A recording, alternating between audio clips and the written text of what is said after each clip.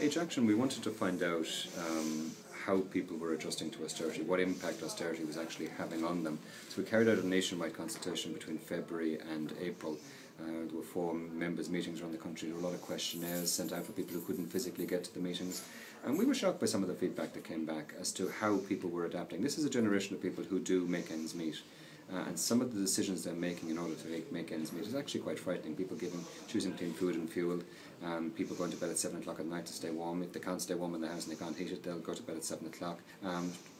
People talking about getting rid of family pets because they can't afford to keep them anymore. People talking about they no longer afford to be able to go and meet somebody for a cup of coffee, so they're staying indoors, they're cutting off all their social contact. People sitting with blankets and hot water bottles. So these are the concerns we're having, and this is the impact of austerity on older people. And there's an impression out there that older people haven't been affected by austerity. And actually the very opposite is the case. And they've been affected in 4 ways. On the one hand, they have a fixed pension. And from out of that fixed pension, there are new taxes, new charges. Property tax is worth about 2 or 3 weeks' pension to many older people. We have other taxes and charges, the prescription charge, which has gone up by 300% in the last budget. That's a huge impact on people who are sick and old. Things like the carbon tax, the Fair Deal has increased dramatically the amount of money that the state will take from your estate in order to pay for a nursing home bed.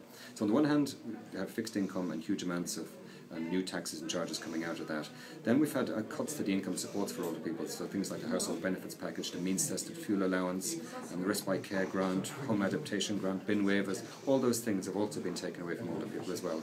Then we've had cuts to services, because austerity also has an effect on services, and in particular we've seen that home health services have been cut dramatically. There's about 2 million less hours of home health provided this year compared to 2008. And then finally we've had huge price increases since 2008, since the last time there was an increase in the state pension. And in particular we're very worried about the price of energy and fuel. So we're looking at up to April. We had about 32% increase in electricity over that period, 25% increase in the price of liquid fuels. Gas was up 26%, and they don't include the recent price increases which were granted by the energy regulator.